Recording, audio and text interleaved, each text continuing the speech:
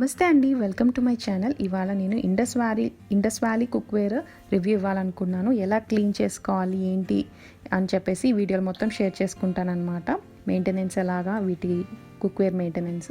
So ఇవి వచ్చేసి నేను కాంబోలో తీసుకున్నాను. ఒకటేమో కడాయి, ఒకటేమో ఫ్రైయింగ్ ప్యాన్, ఈ రెండు కాంబో అనమాట.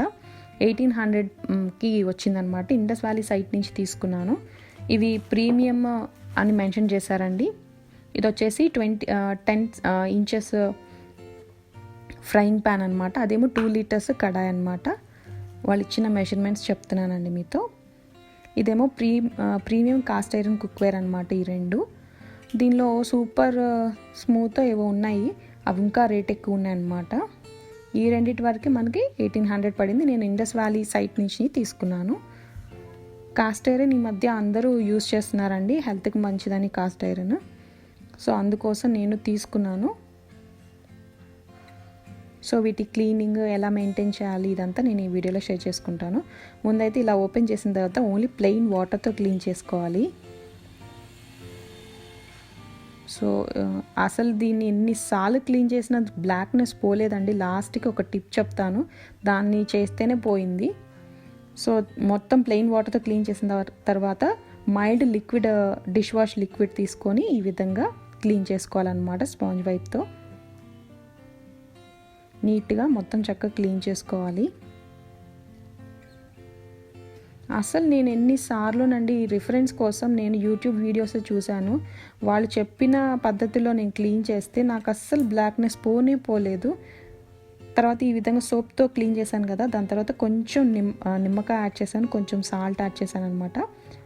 వెంటనే క్లీన్ చేసేసుకోవాలి, గ్యాప్ ఇవ్వకుండా, టైం గ్యాప్ ఇవ్వకుండా. ఎందుకంటే అసలు ఎస్టిక్వి ఈ కాస్ట్ ఐరన్ మీద యూస్ చేయకూడదు. కానీ నేను ఫస్ట్ టైం ఏమైనా కోటింగ్ అవి ఇవి ఉంటాయి కదా, వాటి కోసం క్లీన్ చేయడానికి యూస్ చేశాను. ఇంకెప్పుడు యూస్ చేయకూడదు అనమాట లెమన్ అనేది. అసలు వంట వండుకునేటప్పుడు కూడా మనం దీనిలో ఎక్కువ ఎస్టిక్ అవి వేసేసి, టమాటా కానీ లెమన్ కానీ అవి వేసేసి కుక్ చేయకూడదు అనమాట ఈ కాస్ట్ ఐరన్లో. స్టీల్ వాటిల్లో కుక్ చేసుకుంటే బెటర్. అంటే మనకి లెమన్ యూస్ చేయాలనుకున్నా కానీ, టమాటా యూస్ చేసి కుక్ చేసుకోవాలనుకున్నా కానీ. సో ఈ విధంగా లెమన్, సాల్ట్ వేసాను కదా, అది కూడా నీట్గా ఈ విధంగా క్లీన్ చేసేసుకున్నాను అనమాట. తర్వాత నీట్గా తుడిచేసుకోవాలి. సో ఇప్పుడు నీట్గా తుడిచేసుకున్న తర్వాత వీటిని పొయ్యి మీద పెట్టేసుకోవాలన్నమాట. పొయ్యి మీద పెట్టేసుకునే ముందు దీని మీద ఆయిల్ అప్లై చేయాలండి. మొత్తం అంతటికి ఆయిల్ అప్లై చేసుకోవాలి. కుకింగ్ ఆయిల్ తీసుకొని ఇంక్లూడింగ్ హ్యాండిల్స్తో సహా మనం నీట్గా అంత ఆయిల్ అప్లై చేసుకోవాలన్నమాట.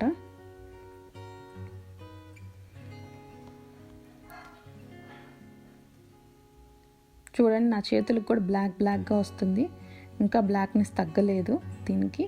సో ఇట్లా ఆయిల్ అంతా అప్లై చేసుకున్న తర్వాత ఈ విధంగా మీడియం ఫ్లేమ్లో ఉంచుకొని ఒక 10 మినిట్స్ పాటు కుక్ చేసుకున్న తర్వాత బాగా చక్కగా మొత్తం కూల్ అవ్వనివ్వాలన్నమాట. ఫ్లేమ్ ఆఫ్ చేసి నేను ఒక 4 అవర్స్ పాటు అలా కూల్ అవ్వనిచ్చిన తర్వాత మళ్ళీ ఈ విధంగా మైల్డ్ లిక్విడ్ డిటర్జెంట్ యూస్ చేసుకొని, డిష్ వాష్ లిక్విడ్ యూస్ చేసుకొని క్లీన్ చేశాను అనమాట మళ్ళీ. సో ఈ విధంగా నేను దాదాపు 6-7 టైమ్స్ చేశానండి. నాకైతే 5 టైమ్స్ చేసుంటా క్లీనింగ్. తర్వాత నేను కొద్దిగా ఆయిల్ యాడ్ చేసేసుకొని ఆనియన్స్ వేయించి చూశాను అనమాట, ఏమన్నా బ్లాక్నెస్ తగ్గిందేమోనని చెప్పేసి.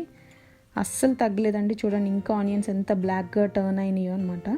ఇప్పుడు దీన్ని ఇంకా ఆనియన్స్ని పడేసి నేను మళ్ళీ బాగా క్లీన్ చేశాను. దాదాపు 5 టైమ్స్ క్లీన్ చేశానండి. దాని తర్వాత లాస్ట్కి ఈ టిప్పు ఫాలో అయ్యాను అనమాట. మనం బియ్యం కడిగిన నీళ్ళు ఉంటుంది కదా, ఆ రైస్ వాష్ చేసిన వాటర్ని నేను వేసేసుకొని ఈ కడాయిల్లో ఈ విధంగా నేను 8 to 10 మినిట్స్ పాటు బాయిల్ చేసుకున్నాను అనమాట. సో ఈ విధంగా బాయిల్ చేసేసుకొని పక్కన పెట్టేసుకున్నాను పూర్తిగా కూల్ డౌన్ అయ్యేదాకా. ఇది లాస్ట్గా ఫైనల్గా నేను చేసిన టిప్ అండి. దాదాపు 5-6 టైమ్స్ క్లీన్ చేసినా కానీ బ్లాక్నెస్ పోలేదండి. తర్వాత నేను ఎప్పుడు ఈ మట్టి పాత్రలకి ఈ విధంగా నేను బియ్యం కడిగిన నీళ్ళతో క్లీన్ చేసుకుంటాను. సో ఆ టిప్ నాకు ఎందుకో దీనికి అప్లై చేయాలనిపించింది. సో ట్రై చేసి చూస్తే ఎంత బాగా రిజల్ట్ వచ్చిందో మీరు చూడండి. సో మరించిన వాటర్ అంతా కూల్ అయిపోయిన తర్వాత పాడేసి తర్వాత ఈ విధంగా లిక్విడ్ డిష్ వాష్ లిక్విడ్ తీసుకొని ఈ విధంగా మంచిగా క్లీన్ చేసేసుకున్నాను. ఇప్పుడు టెస్ట్ చేద్దాము టిష్యూ పేపర్ యూస్ చేసుకొని. చూడండి ఎంత వైట్గా ఉందో. ఇప్పుడు అసలు బ్లాక్నెస్సే రావట్లేదు. ముందర నేను ఎన్నిసార్లు దాదాపు 5-6 టైమ్స్ క్లీన్ చేశానండి, అప్పుడు బ్లాక్నెస్ పోనే లేదు. లాస్ట్ ఫైనల్ స్టెప్ ఇది చేశాను. సో నీట్గా పోయిందనమాట. సో అది నీట్గా పోయిన తర్వాత ఇప్పుడు లాస్ట్గా